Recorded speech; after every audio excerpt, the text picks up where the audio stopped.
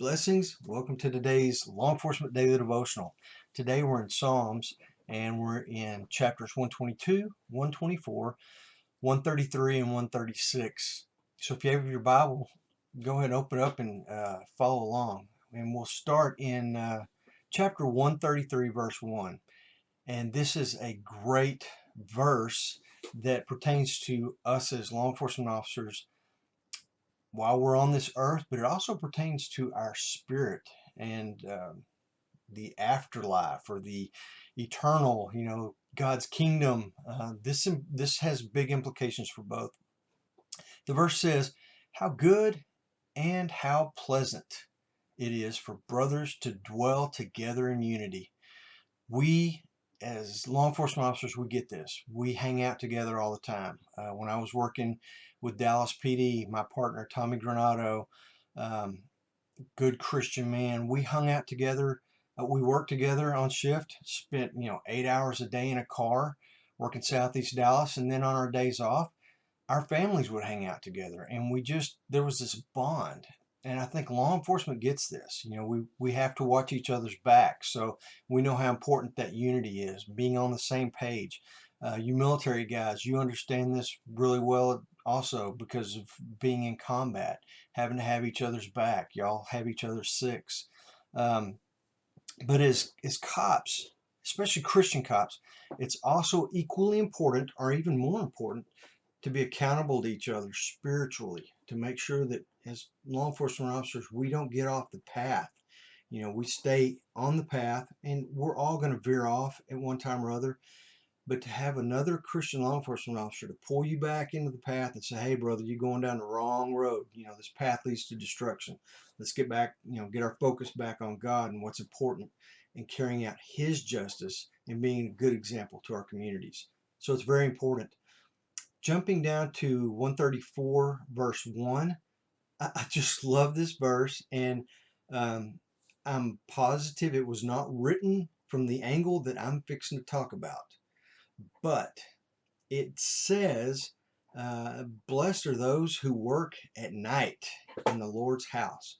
Well, there's only a certain amount of people who work at night. Now, I know in our culture you have convenience stores and places that stay open all night, but they're not essential.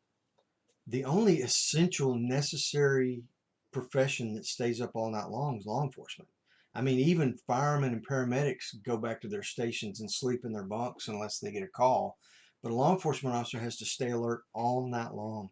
And I can't help but think that this verse is a blessing for those of us who have worked evenings or midnights and just, have to stay up at all hours of the night. So just a wonderful reminder that God's watching over us even at nighttime when everybody else is asleep.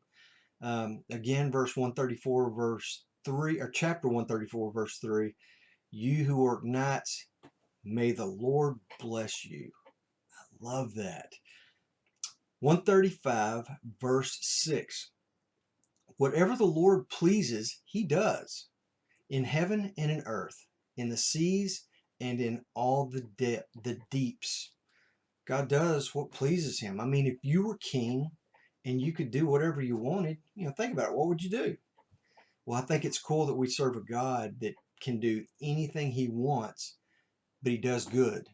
And that's what He wants. He desires good all the time.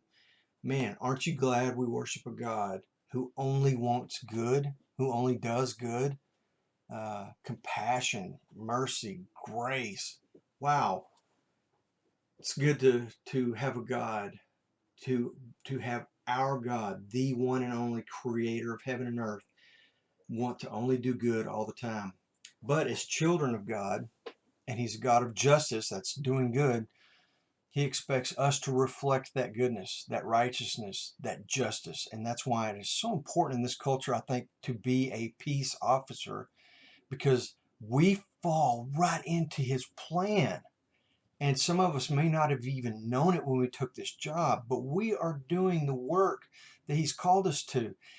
And it's so sad that there are some peace officers out there who are doing the job, but they're not going to get the eternal reward for it, the benefits, for doing the good because they haven't accepted Jesus Christ. And that's our mission to other law enforcement. We need to take that very serious. Real quickly, chapter 135 verses 8 through 11 follows this up, and it talks about all these governments and these kingdoms, and God destroys them right after he says God only does good. Why are they destroyed? Because they're evil governments that don't carry out his justice, that don't do his will on earth. And because he's a good God, he takes out the bad governments so a good government can replace it. We've got to be good government officials, good peace officers, good federal agents, good sheriffs.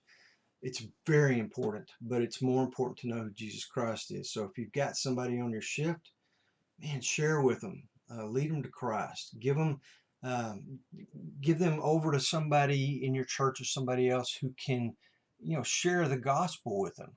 And if you've got any questions or need any help with that, contact FCPO at FCPO.org or Chuck at FCPO.org, and let's talk through it and see what we can do.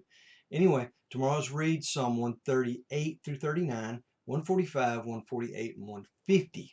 So bless you, and I'll see you tomorrow.